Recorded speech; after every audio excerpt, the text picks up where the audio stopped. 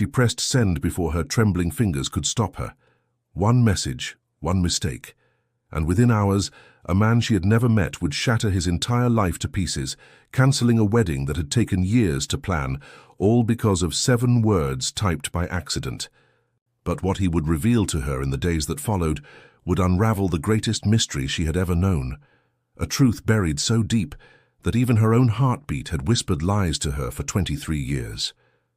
Stay with me. What you're about to hear isn't just a story, it's a mirror. And if you've ever felt the ache of something missing, something you can't name, something that haunts the edges of your dreams, then you need to hear what happened next. Her name was Emma Rose Carter, and she had never known wealth, privilege, or even the comfort of certainty. She lived in a cramped studio apartment on the south side of Chicago, where the radiator coughed instead of heating, and the walls were thin enough to hear her neighbors' arguments every night. She worked 2 jobs, mornings at a coffee shop where businessmen barely glanced at her face, and evenings cleaning office buildings where she moved like a ghost through empty corridors. Emma was 23, but her eyes carried the weight of someone who had lived 100 lives, each one marked by absence. She had grown up in foster care, 12 different homes before she aged out of the system at 18. She had no photographs of her childhood, no heirlooms, no stories passed down through generations. Her past was a void, and she had learned not to ask questions because the answers never came. The social workers had told her the same thing every time. Your mother couldn't care for you. It's better this way. But better for whom? That question burned in her chest every single day. On a cold Tuesday evening in late October, Emma sat on the floor of her apartment, laptop balanced on her knees, scrolling through a genealogy website she had stumbled upon weeks earlier. She had spent what little money she had on a DNA test, hoping, praying, that somewhere in the genetic code spun from her cells, there might be a thread leading to someone, anyone, who shared her blood. The results had arrived that morning. One match. Distant. Vague. But it was something. She clicked on the profile. The username was cryptic. Searching 1972. No photo, no details, just a location, Chicago. Her heart hammered. She typed a message, her fingers shaking so violently she had to retype half the words. Hi, my name is Emma. The DNA test says we might be related. I don't know anything about my family. If you have any information, please reach out. I've been searching my whole life. She reread it 3 times. Then she pressed send. But what Emma didn't know, what she couldn't have known, was that she had opened the message screen to the wrong person. In her nervousness, her finger had slipped. The message hadn't gone to searching 1972. It had gone to someone else entirely, someone whose life was about to collide with hers in ways that would rewrite both their stories forever. His name was Alexander James Harrington. He was 46 years old, the CEO of Harrington Industries, a real estate empire worth over $2 billion. He lived in a penthouse overlooking Lake Michigan, wore suits tailored in Milan, and was set to marry Victoria Ashford in 3 days, a woman whose beauty graced magazine covers and whose family lineage stretched back to the Mayflower. The wedding was the event of the season. 600 guests, a venue so exclusive it required a year-long waiting list. Everything was perfect. Everything was planned. And then at 9:47 p.m. on that cold Tuesday, his phone buzzed. Alexander had been standing on his balcony, a glass of scotch in hand, staring out at the city lights. He was thinking about his father, a man who had died 5 years earlier, leaving behind an empire but also a silence so profound it had shaped Alexander's entire life. His father had been a hard man, unreachable, sealed behind walls of ambition and secrets. There were things they had never spoken about, questions Alexander had learned not to ask. He glanced at his phone, an unknown number, a message. He almost ignored it, but something, instinct, fate, the universe whispering, made him open it. Hi, my name is Emma. The DNA test says we might be related. I don't know anything about my family. If you have any information, please reach out. I've been searching my whole life. Alexander read it once, twice. His hand tightened around the phone. His breath stopped. Emma. That name. That single, simple name. He had heard it only once before in his life. Whispered in the dark by his father during the final days of his illness, when morphine loosened the chains around memories too painful to release. "I had a daughter," his father had said, his voice cracked and hollow. "Emma, I gave her away. I had no choice." And then he had died, taking the rest of the story with him into silence.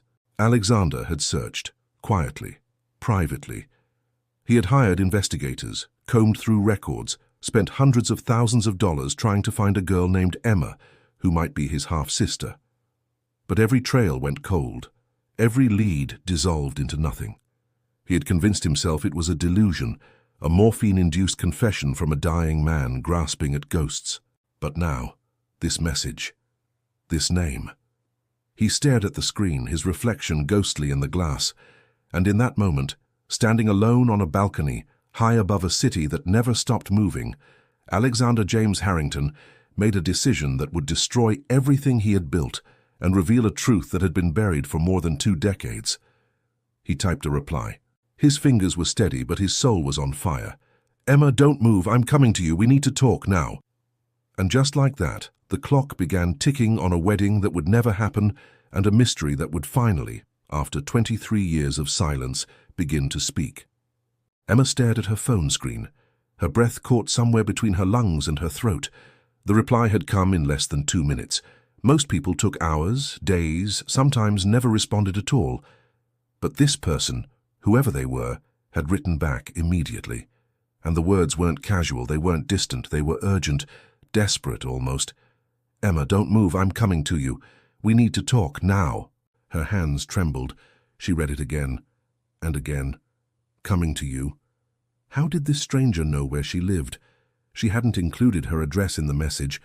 Panic flickered through her chest, but beneath it, something else stirred, something she had felt her entire life but never had a name for.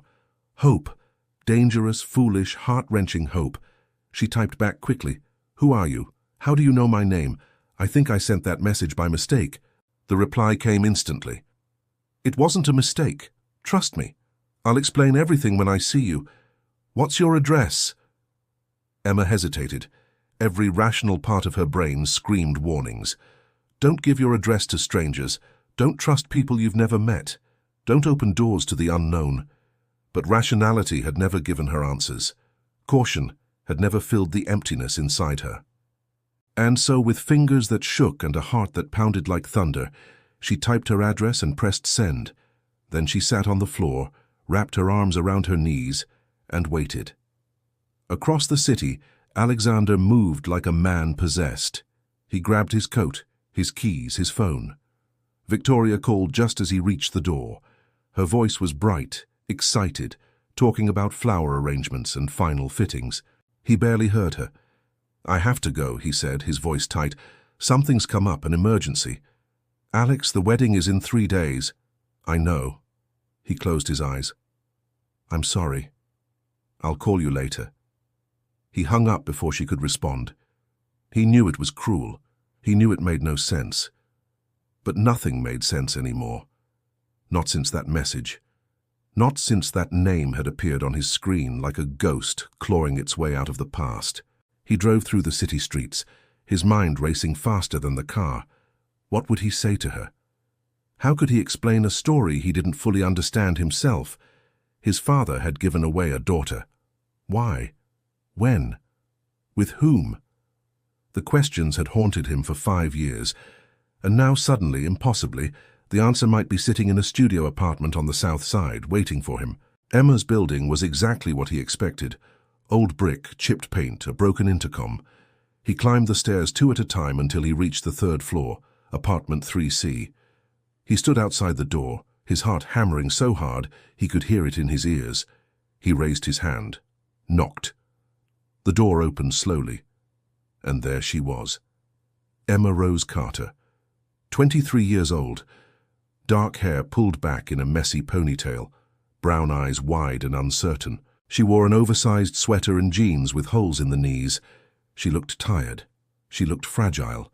She looked exactly like the photograph Alexander's father had kept hidden in a locked drawer, a photograph of a woman Alexander had never met, a woman his father had loved in secret decades ago. Emma stared up at him. You're not who I thought you'd be." Alexander couldn't speak. He just stood there looking at her face, seeing his father's eyes staring back at him, seeing the curve of a jaw. He recognized the shape of a life that had been stolen and hidden and buried beneath layers of lies. "Can I come in?" he finally managed. She nodded, stepping aside. The apartment was small, almost painfully so. A single room with a kitchenette, a bed in the corner, a desk cluttered with papers. But it was clean, neat. There were books stacked carefully on the floor, a single framed print on the wall, a sunset over water. It was the home of someone who had very little, but took care of what she had.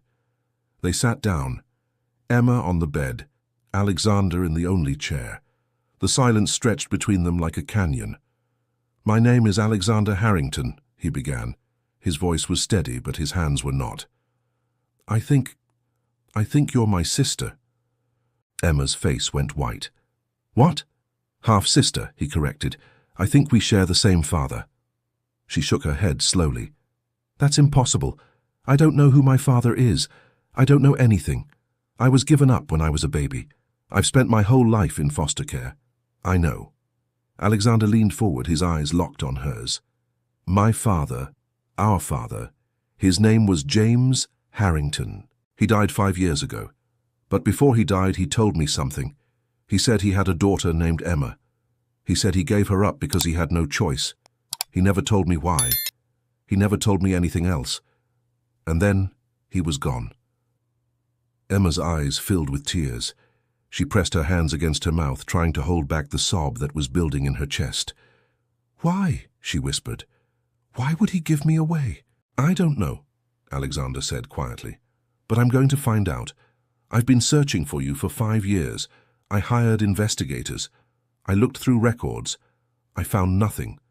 And then tonight, you sent me a message. And I knew. I just knew." She wiped her eyes with the back of her hand. "I sent that message by accident. I was trying to reach someone else, someone from a DNA match." "It wasn't an accident." Alexander's voice was firm. "Nothing about this is an accident. You were meant to find me. We were meant to find each other." Emma looked at him. This stranger who claimed to be her brother, this man, in an expensive coat sitting in her broken-down apartment, this person who had appeared out of nowhere, and was offering her the one thing she had wanted her entire life: answers. "I'm getting married in 3 days," Alexander said suddenly. "Or I was supposed to, but I can't, not now. Not until I understand what happened. Not until I know the truth about you, about us, about why our father did what he did." Emma's eyes widened. "You can't cancel your wedding because of me. You don't even know me." "I know enough." He stood up, pacing the small room. "I know that my father kept secrets. I know that he loved someone he never talked about. I know that somewhere in this city there are answers, and I'm going to find them." He turned to face her. "Will you help me?" Emma looked up at him. This man who had walked into her life an hour ago. This man who was offering her a family, a history, a name. She nodded. Yes, and in that moment, 2 lives that had been separated by silence, by secrets, by the cruel machinery of a world that tears people apart, came together. The search had begun. The truth was waiting. And nothing would ever be the same again.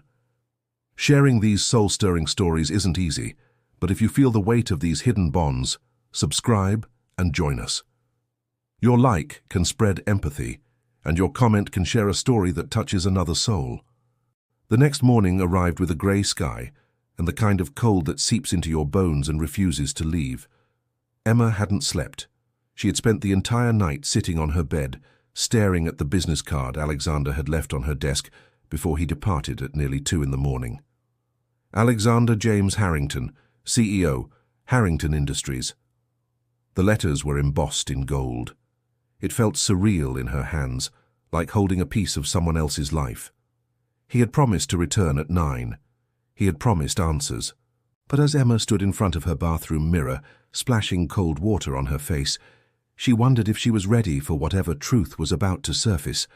Some doors, once opened, can never be closed again. At exactly 9 o'clock, there was a knock. Emma opened the door to find Alexander standing there, but he wasn't alone.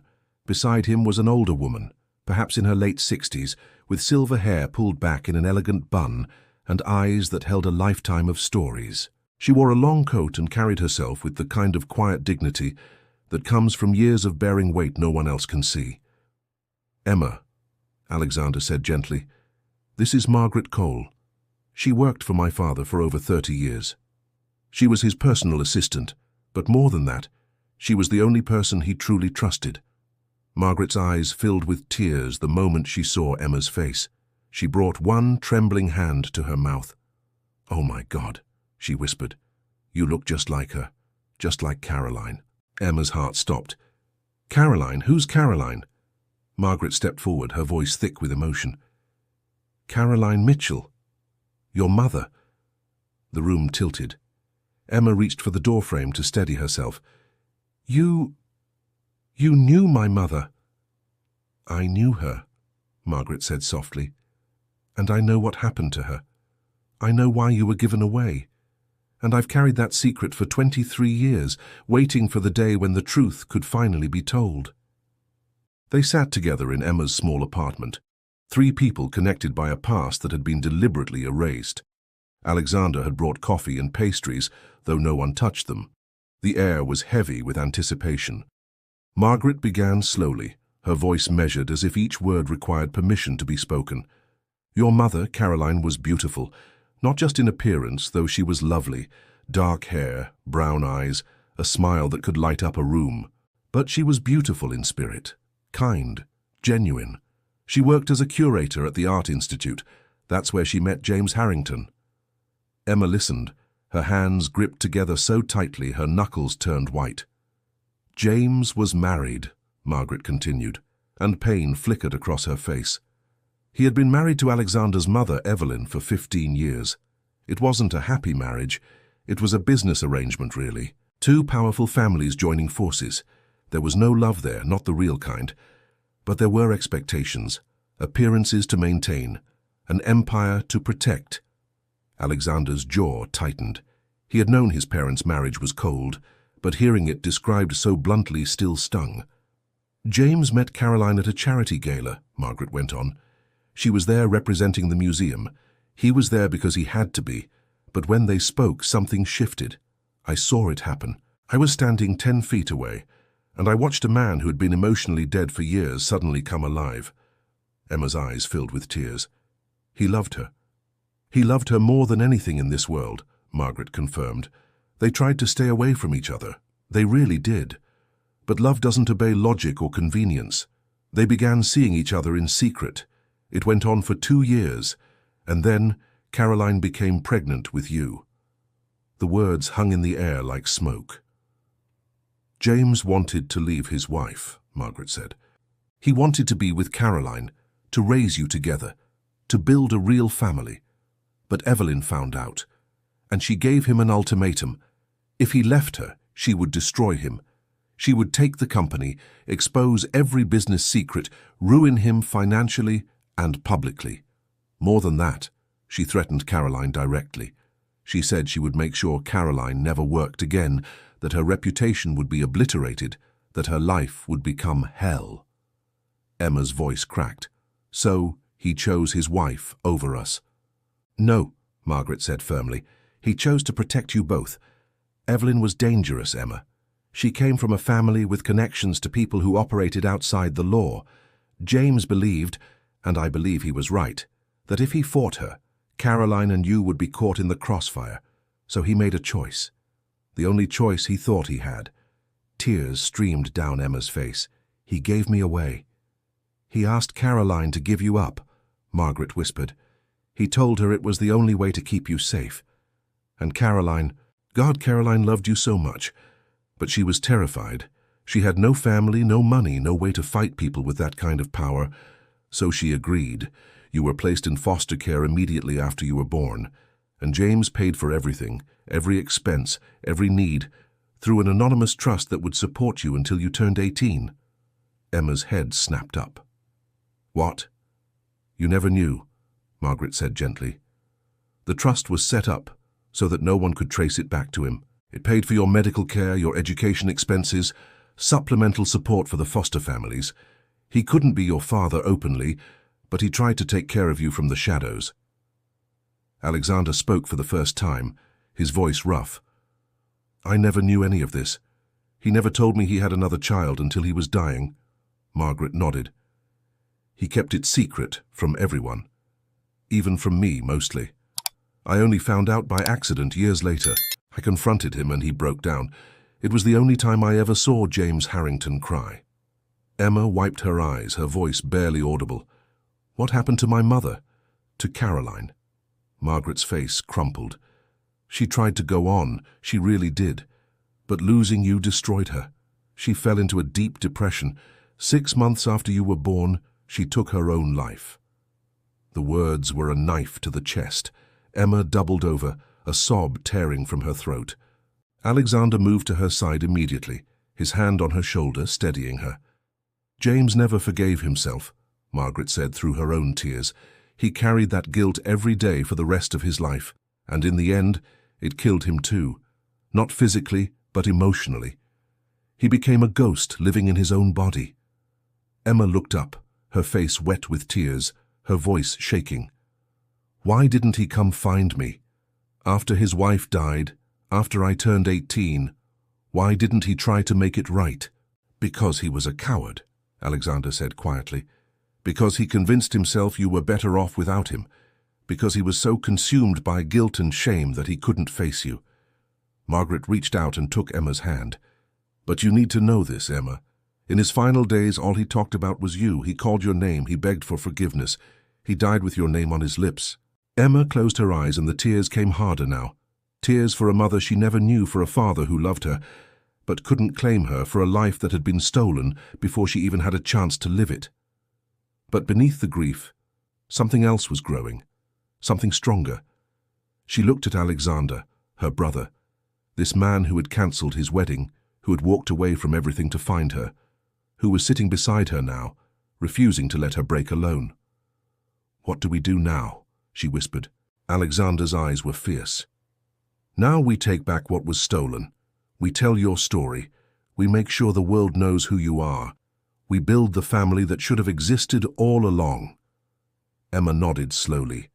And in that small apartment, surrounded by the ruins of the past, a new future began to take shape. The wedding that never happened became the talk of Chicago within hours. Alexander James Harrington, one of the city's most eligible bachelors, CEO of a billion-dollar empire, had called off his marriage to Victoria Ashford just 72 hours before the ceremony.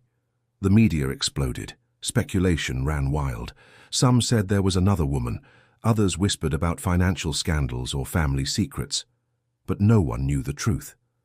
No one except the 3 people who sat together in a lawyer's office on a rainy Thursday afternoon, 2 weeks after that first accidental message changed everything.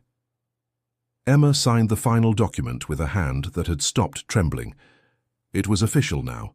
The DNA test had confirmed what they already knew in their hearts. She was James Harrington's daughter, Alexander's half-sister, an heir to an empire she had never known existed.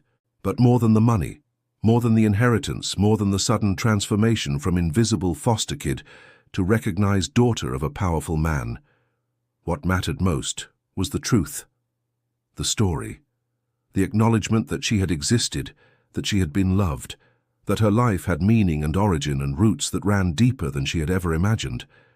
Alexander had insisted on a press conference. Emma had resisted at first. Why does the world need to know? She had asked.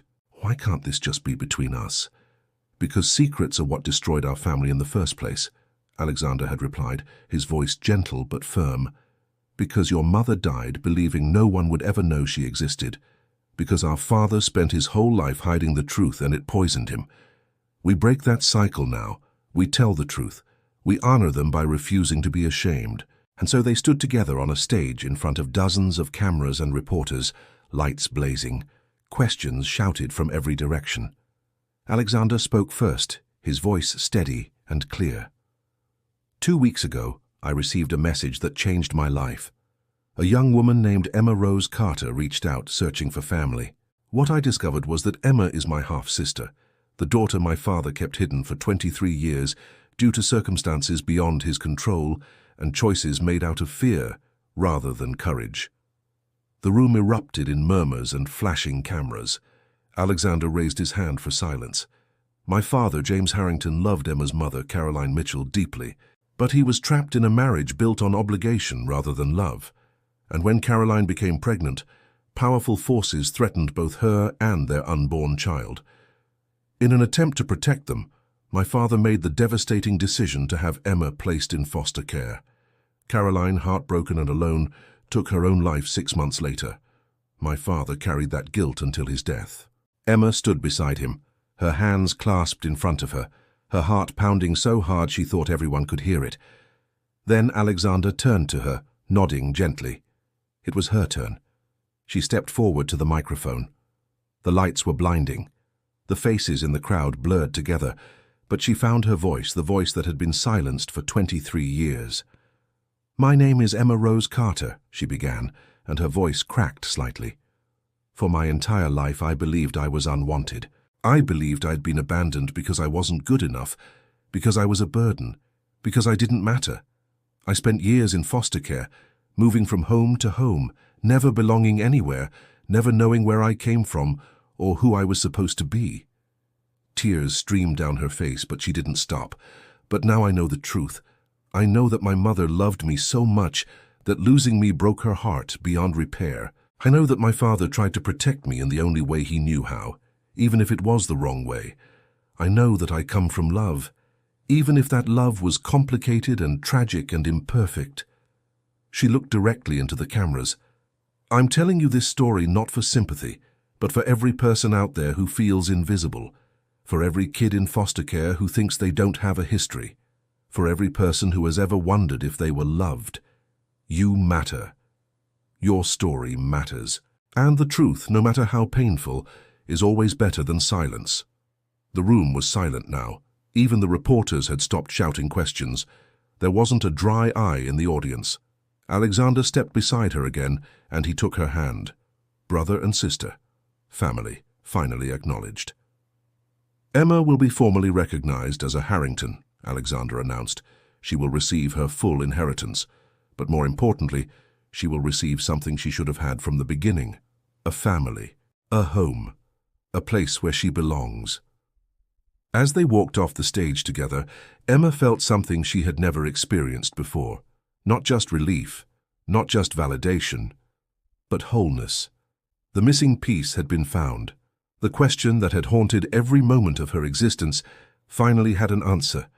In the weeks that followed, Emma's life transformed in ways both overwhelming and beautiful. She moved into the Harrington estate, not because she needed the luxury, but because Alexander insisted she should know what it felt like to have a home that was truly hers. She met relatives she never knew existed.